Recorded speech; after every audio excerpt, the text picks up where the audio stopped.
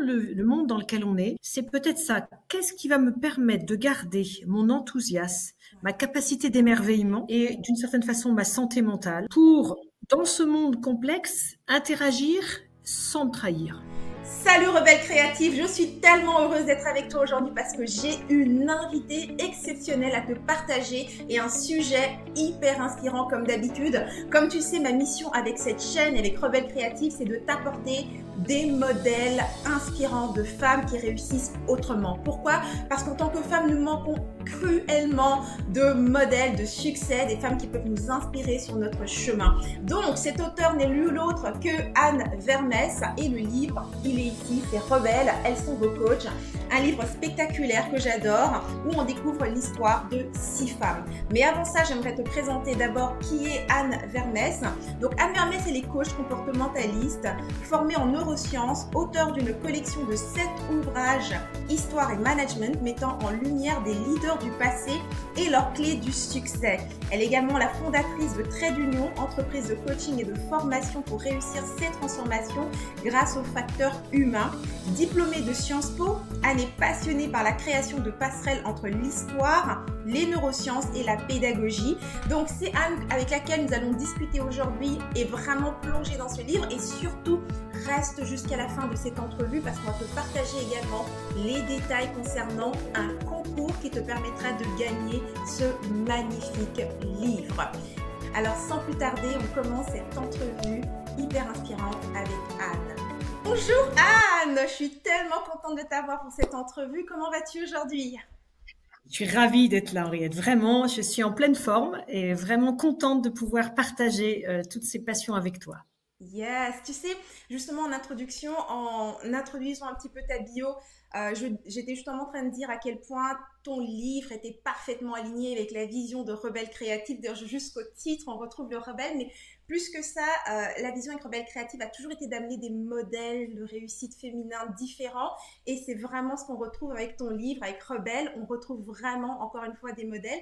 Donc, du coup, la première question que j'avais envie de te demander à toi, qu'est-ce qui t'a donné envie d'écrire ce livre en particulier? Rebelles, elles sont vos coachs.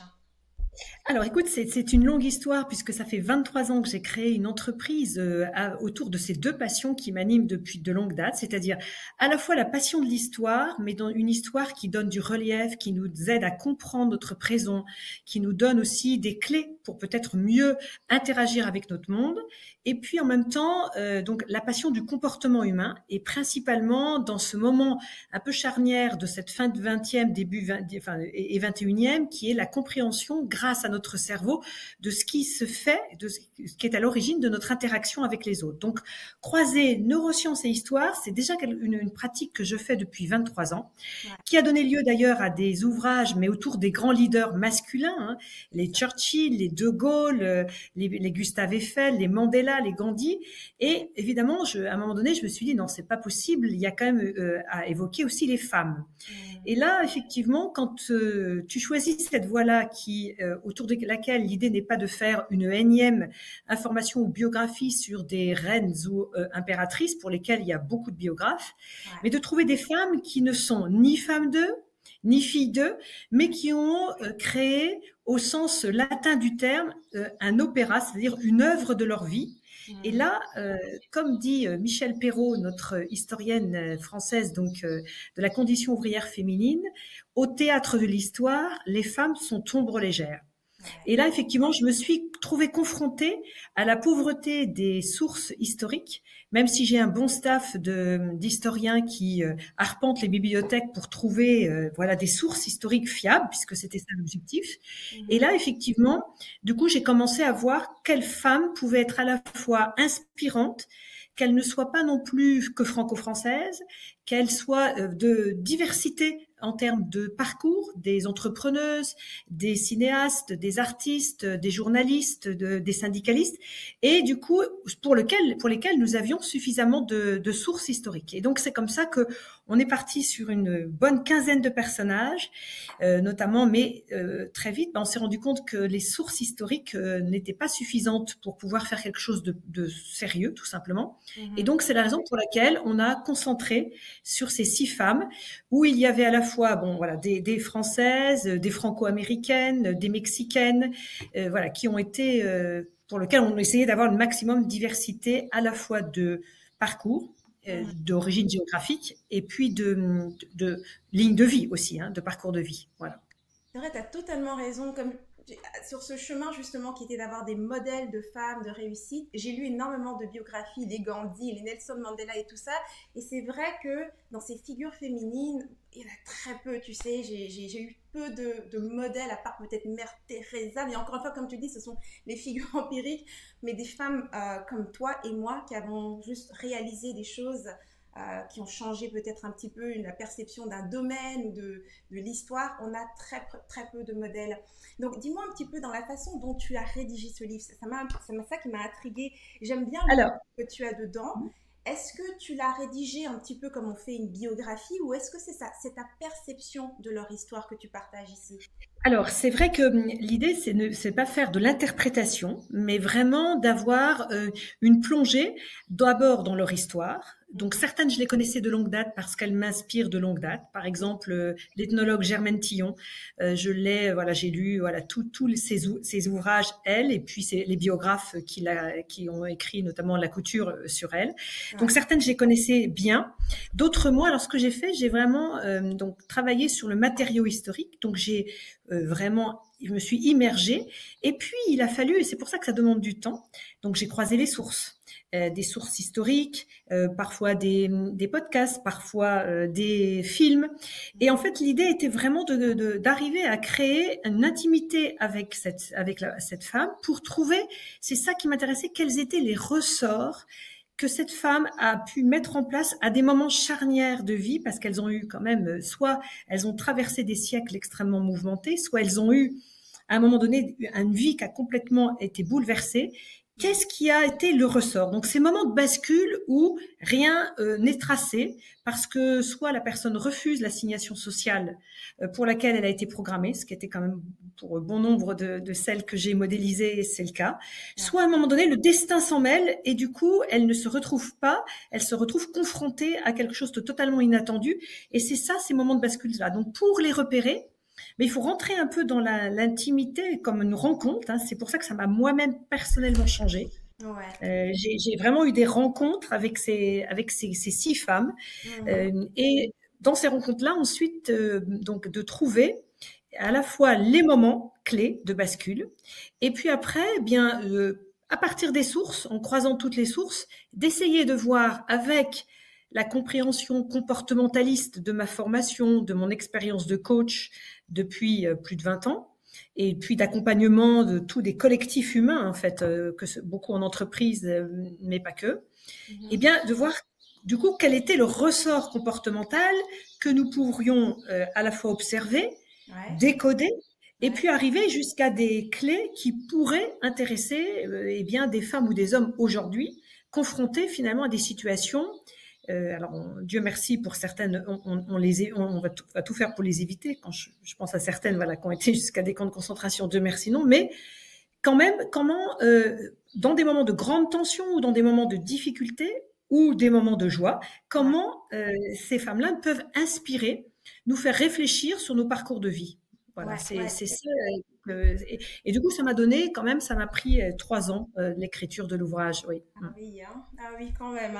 C'est vrai qu'au fur et à mesure qu'on lit leur histoire, tu inclus à chaque fois des questions qui sont des moments de coaching, justement, qui fait référence à certaines décisions, certains aspects, justement, de leur parcours.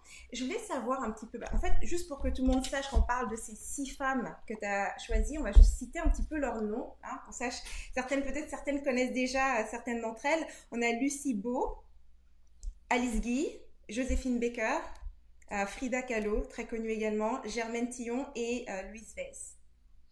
Voilà. Alors effectivement, à chaque fois, j'ai essayé de choisir des femmes qui avaient créé quelque chose, donc qui ont ouvert des voies. Alors, si on prend Lucie Beau, elle est peu connue, c'est grâce à Michel Perrault, qui a écrit d'ailleurs un ouvrage. On a très peu de sources. Mhm. Euh, et moi-même, j'ai été essayer d'ailleurs de rencontrer parfois les successeurs, parfois les descendants de ces femmes-là. Pas toujours Ouais. simple non plus, parce que l'image qu'on en a ne correspond pas forcément à la réalité familiale qu'ils vivent. Ah Et ouais. entre autres, si nous, on la trouve extrêmement audacieuse et très inspirante, ce qui n'est pas forcément le cas pour le vécu de sa descendance. Donc, Lucie Beau, pour resituer, c'est la première femme qui va créer un syndicat des ouvrières de la soie dans Mhm. les années 1905, donc dans la région des Soyeux, donc dans les contreforts du Dauphiné, près de Lyon.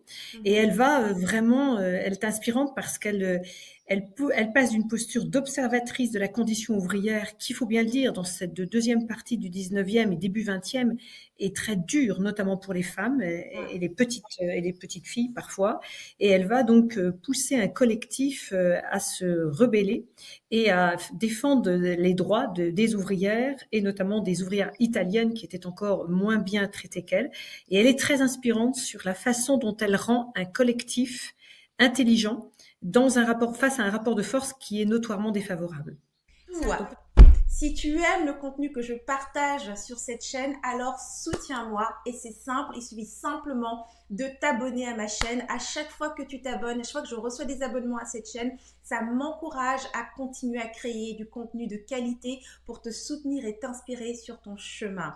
C'est vraiment incroyable ce que tu dis là, parce que les modèles que tu as été choisir, par exemple justement dans cette histoire où elle crée un collectif, je veux dire, ça reste encore quelque chose de contemporain, ça reste encore une problématique pour nous les femmes aujourd'hui.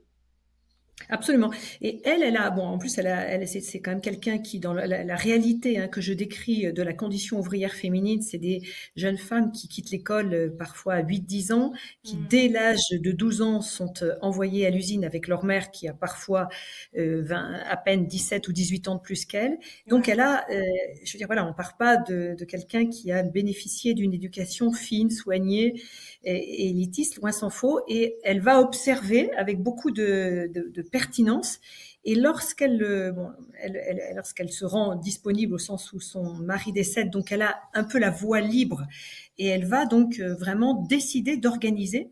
Et elle le fait c'est ça qui est intéressant, c'est qu'elle le fait avec conviction, avec Ouais. une vraie vision de vers où elle veut emmener donc ces femmes, et Ouais. dans la gestion d'un rapport de force qui est assez subtil, pas forcément toujours quelque part, elle va aussi elle va perdre un peu dans ce rapport de force, mais elle le fait quand on regarde la façon dont elle veut créer de la joie dans ce moment de collectif où enfin les femmes peuvent s'exprimer, où elle va avoir beaucoup d'œuvres de créativité pour rendre quelque part la rébellion et l'argumentation de façon percutante. Elle Ouais. va utiliser des charivaris, elle va apprendre à poser ses arguments et en même temps avoir beaucoup de difficultés à être reconnue aussi comme une porteuse donc de voix oubliée et une vraie syndicaliste, donc avec la déception aussi de ce qu'est le mouvement syndical à l'époque, tenu principalement par des hommes.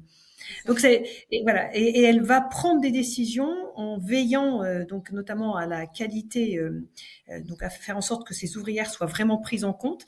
Donc Mhm. comment elle gère la vision, l'accompagnement de ce collectif pour qu'il soit percutant. Et c'est vrai que ça donne beaucoup de profondeur et elle est vraiment intéressante dans la façon dont elle mène ça sans être dans un rapport de force, de violence, Ouais. mais en étant tout aussi déterminée. Ce qui, dans le monde actuel, où on est quand même beaucoup, le rapport de force semble être quelque part la valeur suprême du fonctionnement des collectifs humains, Mhm. en tous les cas dans ce qu'on voit, elle ouvre des voies plus créatives et peut-être plus intéressantes dans la façon de piloter pour elle et pour les autres. Super inspirant. Et dis-moi justement, pendant que tu faisais comme tu sais, à l'écriture de ce livre, justement, ça t'a transformé. Si je te demande parmi ces 6 femmes, laquelle t'as trouvé en fait la plus bouleversante, celle qui t'a le plus marqué ou Alors, je dois dire que j'ai eu en fait un moment vraiment de rencontre avec chacune d'entre elles parce que voilà, à la fois le courage de cette Lucie, à la fois l'incroyable choix de Joséphine qui m'a fascinée quand à 13 ans elle décide de consacrer sa vie à ce qui la rend vivante alors qu'elle est femme noire et pauvre à Saint-Louis, dans le sud aux États-Unis.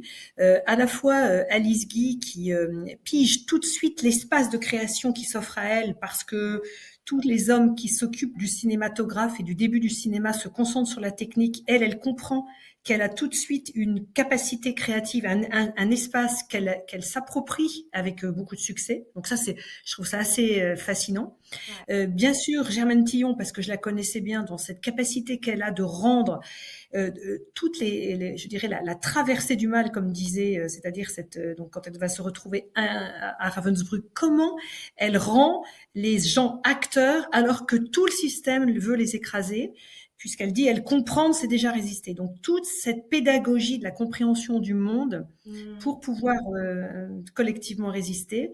Et puis, une Louise Weiss qui est finalement en reconnaissance perpétuelle d'un père qui l'a mal aimé et comment elle va aussi porter sa voix, comprendre ce qu'est l'émergence de nouveaux leaders, créer une école de la paix. Voilà. Et enfin, Frida Kahlo, peut-être dans son côté très touchant, et peut-être c'est elle qui m'a touchée parce que les 5 autres ont des ressources émotionnelles, mentales, physiques. Et elle a tout ça, mais elle a un corps émietté. Et on passe dans une autre dimension quand on a le corps qui n'est pas un complice justement dans sa capacité à créer son opéra, son œuvre. Et donc peut-être aussi parce que c'est quelque chose, une expérience que j'ai la chance de pas connaître, mais qui m'a touchée parce que voilà, quand on a la douleur physique qui est permanente et comment elle va disséquer cette douleur, l'apprivoiser, se créer un double qui va être à l'opposé de cette douleur, éviter que le handicap ne définisse complètement son identité, mais au contraire profiter de ça, enfin, en tous les cas, peut-être pas le profiter, mais l'utiliser comme une plateforme pour se redéfinir une identité. Je trouve qu'en termes d'énergie et de puissance, elle m'a vraiment interpellée, cette Frida Kahlo, dans cette dimension double de ressources émotionnelles et avec un corps brisé. Donc vraiment, la rencontre de chacune de ces femmes, en fait, chacune d'elles a amené vraiment quelque chose, un aspect qui t'a vraiment touché et qui t'a fait voir. Ce que je trouve intéressant dans ces histoires, c'est que on est vraiment à une époque où la condition des femmes est encore plus difficile qu'elle est actuellement. Mais malgré tout, que ce soit Frida qui, elle, en plus de ça, a un corps qui ne coopère pas réellement et donc toutes ces femmes, en fait, elles font quelque chose que je pense la majorité des femmes, enfin, pas beaucoup de femmes qui ont ce désir de leadership, de créativité, d'initier des choses, elles le font, mais à une époque où, en fait, c'est 100 fois plus difficile. Clairement, parce que vous soyez, là on le voit bien dans ces 6 femmes, pour certaines, elles sont nées avec, je veux dire, une structure familiale de qualité, parfois venant de l'aristocratie, ou en tous les cas même des parents qui pouvaient être assez fortunés. Et pour autant, je pense notamment à Louise Weiss, mais pour autant, on se retrouve avec des assignations fortes qui, par exemple, l'intelligence étincelante d'une Louise Weiss est totalement inadmissible par son père, qui n'hésite pas quand même, alors qu'elle est la première jeune femme agrégée de lettres à 21 ans, à lui dire j'aurais aimé que ce soit ton frère qui arrive premier à Polytechnique. Alors, on voit que là, le poids de ce 19e siècle, alors c'est un peu moins vrai pour Germaine Tillon, qui a eu la chance d'avoir un père qui était totalement d'accord sur le fait que ses filles devaient être évidemment poussées dans ce qu'elles pouvaient faire, notamment dans les études. Bon, il meurt jeune, mais sa mère prend le relais. Mais si on regarde toutes, entre la pauvreté pour l'une, donc l'univers ouvrier pour l'autre, je pense ou effectivement même à une Frida Kahlo qui naît dans un milieu artistique, mais pour qui, effectivement, peut-être c'est elle qui a un peu plus de liberté au départ, d'ailleurs, en partie grâce à son handicap, parce que du coup, son père s'occupe un peu, lui laisse plus de capacité à être. Elles sont toutes dans des carcans où penser, agir, être autonome, et je pense notamment à l'exemple d'Alice Guy, qui va être une productrice extrêmement successful, aussi bien en France qu'aux États-Unis. Elle peut pas créer sa boîte. Elle est obligée d'avoir évidemment l'autorité juridique et financière de son mari. et qui va d'ailleurs largement profiter puisqu'il va la ruiner. Donc Mhm. voilà, on est dans ces conditions-là. Et ce qui est intéressant, c'est de voir que, au fond, ces conditions, elles les ont pris en mode réel, c'est-à-dire elles ont pas cherché quelque part à les changer. Par contre, elles se sont, elles ont accepté la réalité, mais avec la possibilité d'elles-mêmes agir. Et c'est ça qui est intéressant, c'est qu'elles se sont réappropriées leur pouvoir d'agir. Donc elles vont le faire. Elles vont plutôt aller vers qu'aller contre, parce qu'elles se disent, elles se doutent bien et elles le voient bien que c'est parfois des combats perdus d'avance. Mais dans les marges de manœuvre, elles prennent pleinement leur pouvoir d'agir Mhm. et elles se font une vie, voilà, qui est, alors elle n'est pas rose, mais c'est une vie pleinement pilotée, vivante et dont elle tire enfin de fruits, des fruits intéressants, que ce soit en termes de création, en termes d'art, en termes d'écrit, en termes de posture de vie et parfois même de transmission, de formation. Voilà, c'est Totalement, ça. totalement. Totalement. Et dis-moi un petit peu, si on regarde justement ces conditions-là, ces femmes à une époque où justement il y a encore moins de liberté pour les femmes, elles sont en fait, on essaie même de les arrêter dans ce parcours. Elles développent, en fait, elles sont réellement en contact avec leur pouvoir puisque malgré cette adversité, elles trouvent des moyens, elles continuent d'agir. Si on fait la transposition avec les femmes aujourd'hui, nous avons tellement plus de facilité en réalité si on regarde de manière objective. On a la majorité des pays modernes, on peut voter, travailler et toutes ces choses-là. Selon toi, qu'est-ce qui empêche encore les femmes d'accéder à ce pouvoir et à ce dépassement pour réaliser les choses? Alors, les assignations sociales, même si elles sont moins aussi clairvoyantes, enfin aussi voyantes qu'elles pouvaient l'être 19e et 20e siècle, Mhm, elles sont pas forcément moins intégrées, enfin moins souples mhm, ou inexistantes, loin de là. On a quand même, Françoise Héritier nous le rappelle, hein, on a une anthropologie qui s'est mise en place des rôles féminins, masculins. Alors mhm, certes, ça évolue, mais je veux dire, on a, ça c'est la réalité, on a cet héritage-là qui ouais, demande, alors qui n'est pas figé, mais voilà, qui doit pouvoir aussi expliquer parfois que, et oui, moi je le vois tous les jours dans les entreprises avec lesquelles je travaille, on a des femmes à des responsabilités dès qu'on passe effectivement dans les COMEX ou les CODIR, c'est beaucoup moindre. Euh, alors, je dirais que donc ça, on a quand même cette anthropologie sociale dont on est héritière et qui doit encore jouer, hein, parce que même voilà, chez les jeunes couples, on voit encore voilà des choses qui sont, on le sait, hein, il y a tout à encore fait. des enfants malades. Enfin, ça reste encore très genré par le féminin. Exact. Il y a aussi, je dirais, tous nos biais cognitifs de stéréotypes Ouais. qui sont là. Alors, ils sont pas là que pour nous les femmes, ils sont là aussi pour les genres, pour tous je dirais les choix d'orientation sexuelle.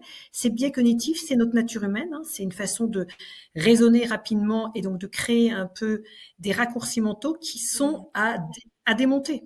Mais ouais. c'est pas, alors c'est individuellement bien sûr, mais aussi collectivement et je Mhm, dirais que il y aurait vraiment besoin d'un travail cognitif, comportemental à l'échelle d'une nation pour faire bouger ça. Hein. ouais. Et puis, il y a aussi je dirais, voilà, la capacité, enfin, l'envie des femmes d'aller, voilà, de pouvoir créer ces voies-là. On a l'opportunité maintenant.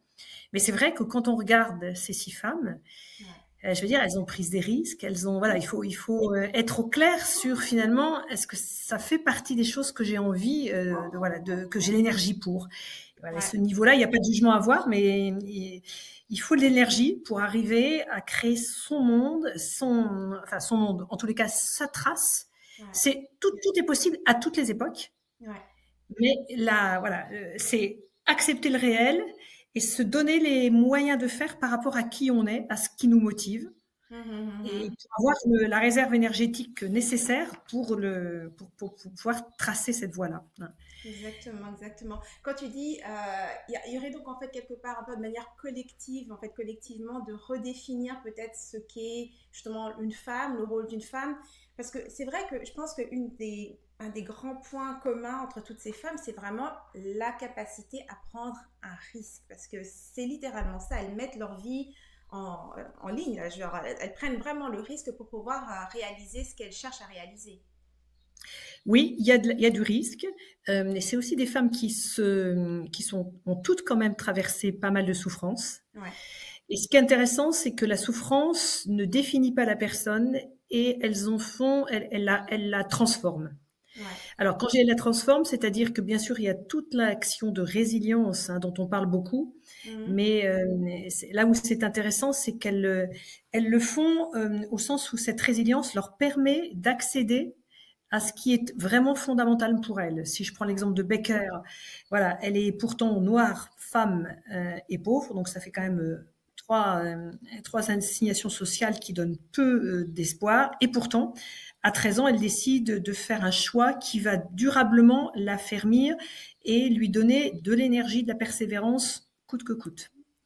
Donc voilà, ça c'est assez intéressant de voir comment, à ce moment-là, elle oriente ce choix sur, OK, il y a le réel, mais il y a ce que moi je décide, et parce que ça la rend vivante et parce que c'est un levier de motivation, elle le suit coûte que coûte. Alice Guy, qui elle aussi je veux dire, elle est ballottée entre le Chili et la France. Elle arrive, elle revient et elle découvre que le monde a un peu changé, les sciences et techniques sont là. Ok, elle relève les manches, elle apprend les bases de la photographie alors qu'elle n'y connaît rien. Elle devient rapidement meilleure que certains de ses confrères masculins et elle va, elle s'intéresse au top de ce qu'est c'est comme si on s'intéressait maintenant à la distribution et aux enjeux de l'IA. Elle y va. Et quand elle a l'opportunité, la fenêtre de tir pour se dire, là, ça peut être intéressant, elle fait la proposition. Et comme elle a compris qu'elle n'était pas en concurrence, très vite, elle a la possibilité d'agir. Donc, c'est vraiment c'est-à-dire que voilà, la réalité ne définit pas, elle joue, enfin, elle l'apprivoise pour ensuite trouver finalement ce qui correspond vraiment à leur tempérament. Donc, je dirais, elles s'écoutent, elles savent se connaître et comprendre ce qui les meut, au sens aller vers, Et les mouvoir. règles du jeu, parce qu'une chose que tu dis toujours, c'est comprendre le monde, comprendre la réalité qu'elles ont face à Ouais. elles avant d'être en mesure d'agir, en fait. Hein. Voilà. Okay. C'est pas des grandes rêveuses, enfin, c'est des rêveuses, mais je veux dire, c'est pragmatique. Elles cherchent pas à transformer la réalité, mais la réalité ne va pas décider de ce qu'elles veulent. Et c'est là où c'est intéressant de voir ce rapport entre la capacité que j'ai à intégrer le réel, mais en gardant au fond de moi le pilote qui me qui me donne de l'énergie, qui me donne de l'envie, et comment j'arrive à orchestrer ça pour que ça devienne une réalité. Donc, si je reprends l'exemple, voilà, Baker, elle va, voilà, et quand elle a l'opportunité de venir en France, elle sait que c'est le bon choix. Lucie Beau, quand elle décide d'agréger ce collectif, elle y va. Germaine Tillon, quand elle a l'opportunité de partir dans les Aurès, alors que c'est la première jeune femme ethnologue qui ira faire ses missions ethnographiques, elle y va. Alice Guy, idem, quand elle partir aux États-Unis, elle va aussi aller tout de suite au contact de la réalité de ces États-Unis et elle va s'en inspirer pour faire des films très innovants. Elle va intégrer pour la première fois des personnes, des Noirs au sein de ces synopsis. Elle va créer des effets spéciaux. Enfin, voilà. Donc, c'est vraiment à chaque fois, le réel, qu'est-ce qui me donne vraiment l'envie d'eux et comment après j'arrive à créer je dirais, une plateforme pour pouvoir me réaliser. J'adore, très inspirant. Et dis-moi un petit peu si on fait le lien, parce que là, tu as plusieurs passions qui se combinent en fait à chaque fois, c'est l'histoire, les neurosciences et ce qui amène à la transformation. Dis-moi, quel est le lien que tu fais, toi, entre justement les parcours de ces femmes et les découvertes récentes qu'on a fait sur le cerveau et la motivation ou la résilience, qui sont donc les éléments qui relient toutes ces femmes, en fait? En fait, je dirais que l'histoire est quand même une source de compréhension de notre monde et d'inspiration. Et à ce titre-là, alors une histoire que je fais incarner par des hommes, des femmes, donc on a besoin, je dirais, dans notre fonctionnement cérébral, on a besoin de récits. On a besoin de récits fédérateurs. D'ailleurs, les Grecs, avec les mythes, c'était pas autre chose. C'est comment est-ce qu'on se raconte le monde. Donc ces récits-là, c'est vrai que c'est utile Alors, on peut les inventer, bien sûr, mais je dirais qu'on a des récits, des épopées humaines qui peuvent être des sérieux liens, qui nous permettent du coup de travailler sur notre curiosité, de travailler sur notre capacité à visualiser nos images mentales, nos façons de réinterpréter le monde. Et ça, c'est quand même une chance qu'on ait finalement.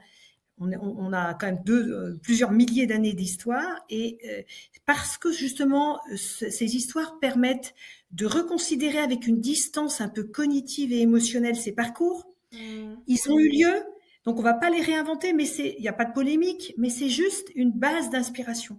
Et le fait d'avoir aussi finalement des récits fondateurs de personnes qui, il ne s'agit pas de faire du copier-coller, mais qui peuvent effectivement nous aider.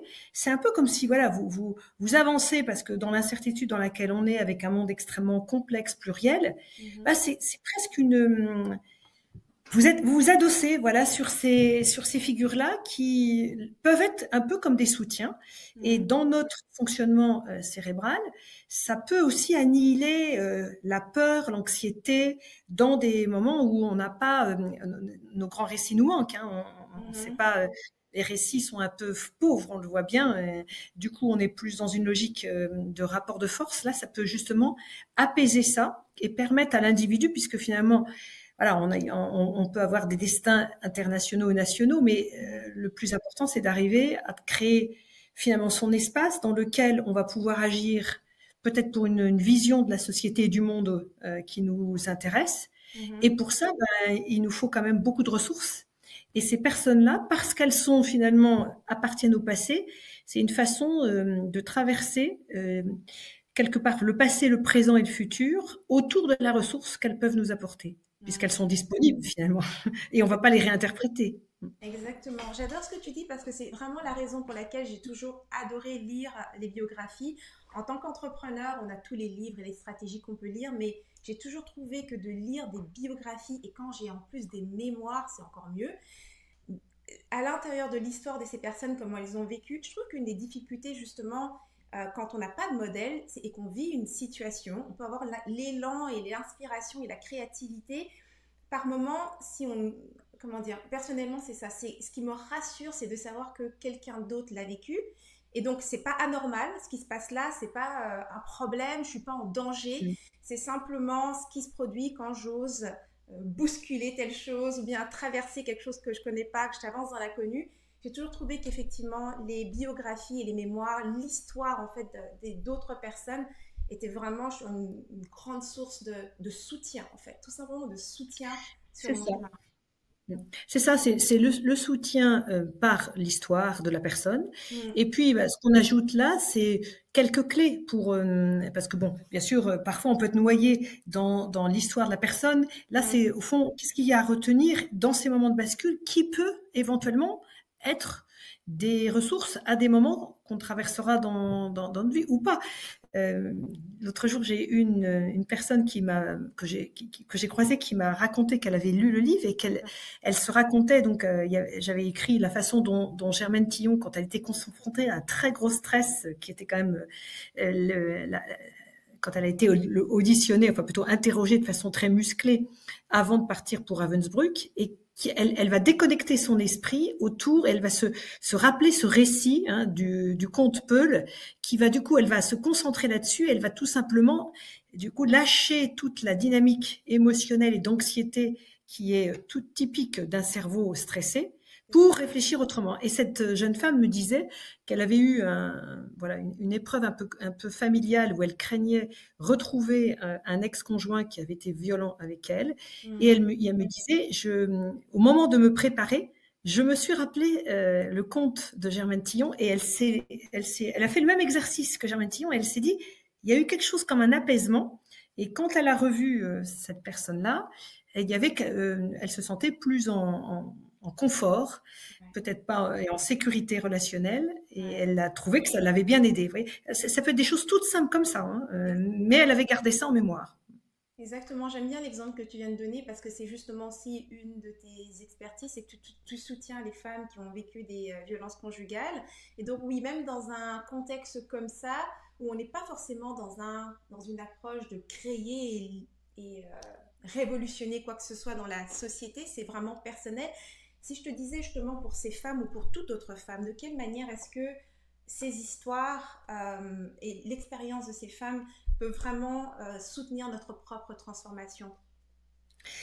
Eh bien, moi, je vois, alors, j'accompagne ces femmes à des moments où elles ne sont pas dans les phases très difficiles, où il faut prendre la décision de partir, souvent avec les enfants. Moi, je les accompagne au moment où elles ont repris un peu, je dirais, une forme de maîtrise un peu de la situation et où elles se demandent comment elles vont devoir maintenant orchestrer leur vie, la plupart du temps en solo.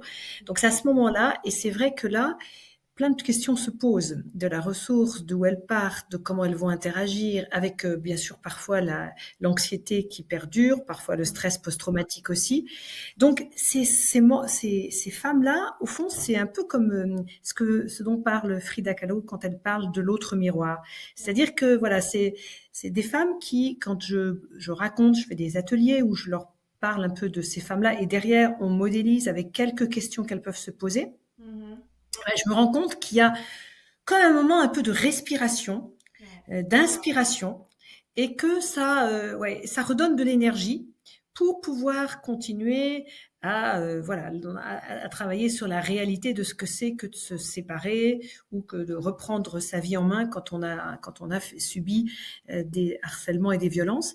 Et voilà, c'est ce moment où il y a comme une espèce de regain d'énergie.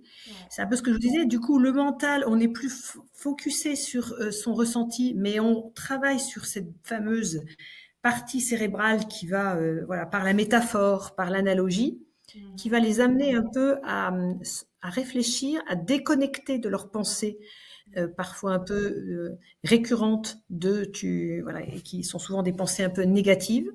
Donc ça, on fait quand même, mine de rien, de la réévaluation cognitive.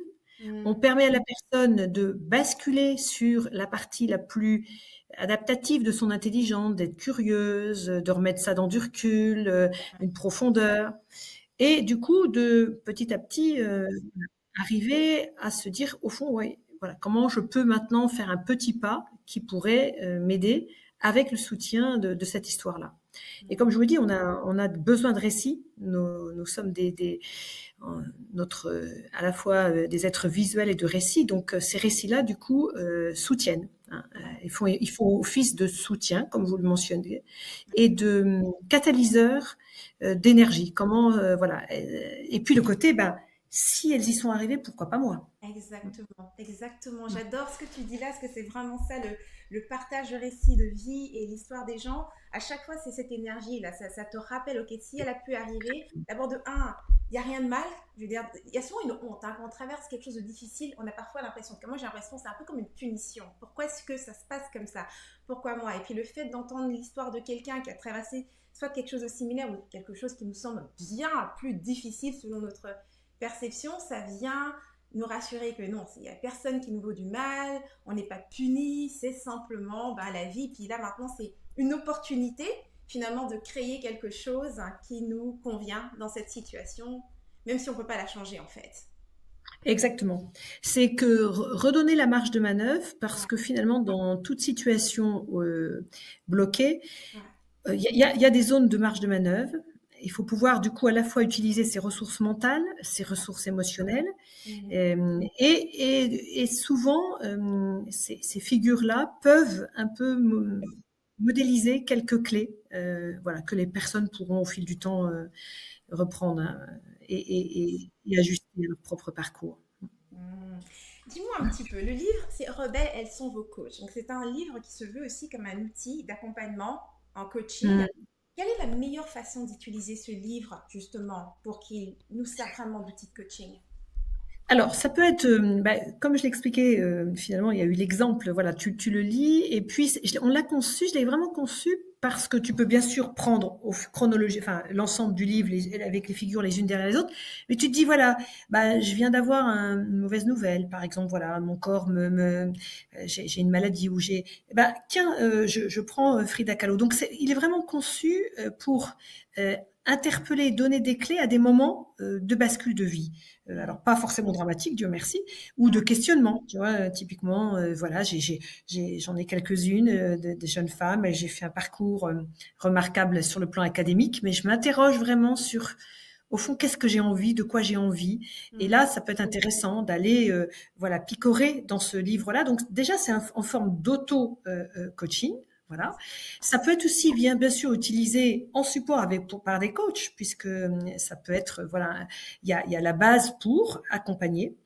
Moi, je l'utilise beaucoup ça peut être dans des ateliers un peu où on demande, notamment là, je fais un travail avec une jeune doctorante sur la résilience en s'inspirant de Frida Kahlo. Donc, on fait à la fois ces 2 heures, donc on donne quelques clés, puis après on fait réfléchir un peu, on les met en situation entre guillemets, de handicap pour voir au fond qu'est-ce qui devient, qu'est-ce qui s'active dans le processus de résilience pour eux. Donc on peut même voilà, en faire un outil potentiellement de formation qui peuvent être pour des coachs, des thérapeutes ou pour des personnes qui sont en recherche un peu par rapport à des problématiques particulières. Et puis, on peut le faire simplement. Il y en a aussi qui le prennent, qui lisent, alors qu'ils sont intéressés par juste l'histoire de ces femmes. Et puis, voilà, qui vont pas forcément lire tous les outils de coaching, mais par contre, voilà, sur une thématique, une prise de décision, la gestion d'émotions, l'art de fédérer un groupe quand vous êtes au cœur d'une association ou d'un collectif. Et ben après, ils vont revenir, voilà, pour voir quel outil proposer. Donc c'est vraiment, voilà, c'est utilisé à la fois, ça peut être utilisé en support, de façon individuelle, dans le cadre d'une vraie mission professionnelle de coaching ou d'accompagnement, ou même dans le cadre de collectifs qui est en train de réfléchir peut-être à des visions, à des prises de décision ensemble. Ouais, exactement. Je trouve aussi que ça s'applique vraiment à tout ça. On a autant leur énergie, donc leur détermination et comment est-ce qu'elles arrivent à dépasser les obstacles, mais en même temps, elles ont quand même réalisé des choses extrêmement concrètes dans cette société. Donc on a en même temps aussi des étapes, on va dire, concrètes pour être en mesure de conclure ou de réaliser ce genre de choses. Dis-moi maintenant, si on parlait à une des femmes qui nous regarde en ce moment par rapport à cette entrevue et ce sujet rebelle, elles sont vos coachs, si tu devais transmettre un message à une femme qui doute de sa valeur, qui n'est pas trop sûre d'elle, aujourd'hui, qu'est-ce que ce serait comme message ? Alors moi, je lui dirais de repartir vraiment sur ce qui la met en mouvement, sur ce qui lui donne véritablement de l'impulsion, de l'envie, de l'énergie. C'est pas si simple, ça peut prendre du temps.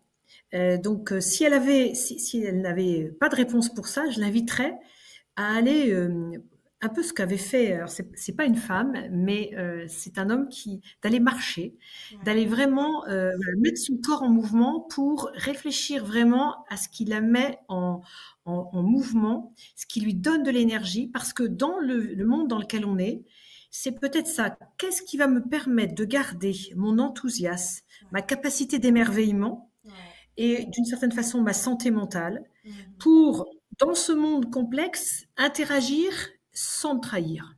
Ouais, exactement. Exactement. Garder l'enthousiasme, hein, parce que c'est ça, hein, c'est pas juste de l'adversité. Il doit y avoir de la joie là-dedans. Hein, Exactement. Ouais.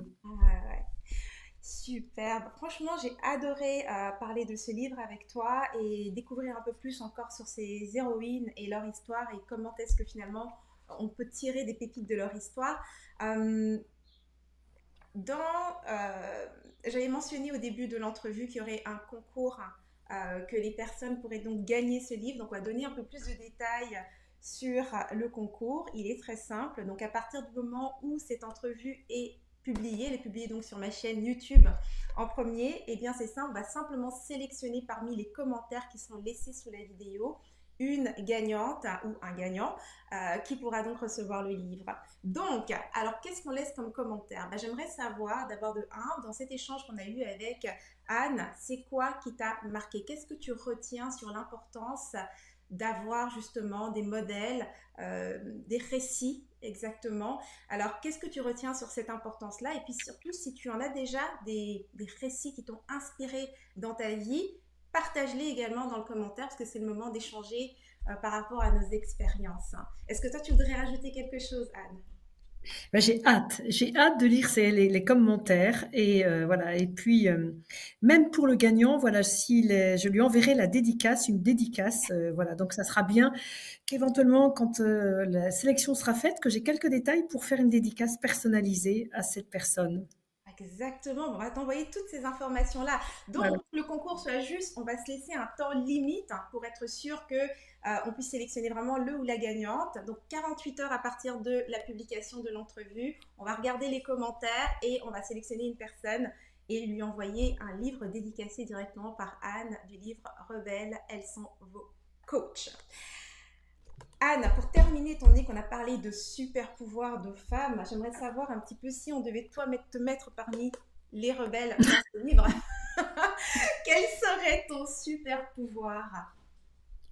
Je crois que c'est vraiment l'art de fédérer dans l'enthousiasme et la joie. Yes, Je crois que c'est ça, oui. j'adore ça. J'adore parce que c'est exactement dans cet élan que tu as partagé les récits et l'histoire de ces femmes. Ça donnait vraiment envie de plonger dans le livre parce qu'on voit vraiment la passion pour laquelle tu as eu, enfin, en tout cas de plonger dans ces histoires, à quel point ça t'a inspiré. Tu as été passionné par le parcours de Ouais. chacune. Donc, Mm. ça donne vraiment envie de plonger dans le livre et découvrir en fait ces différents récits.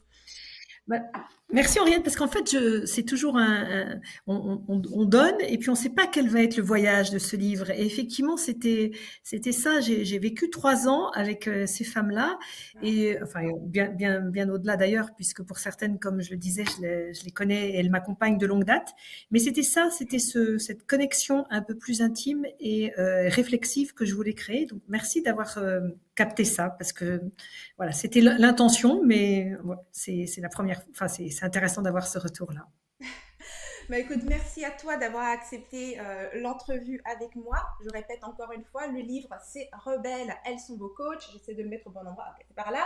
Donc le livre est maintenant disponible partout, donc dans toutes les librairies, même au Québec. Il est disponible chez Archambault, sinon à la FNAC et toutes les bibliothèques où on trouve les bons livres en français. On peut également retrouver sur le site qui est donc focus-femme.com, hein, C'est ça.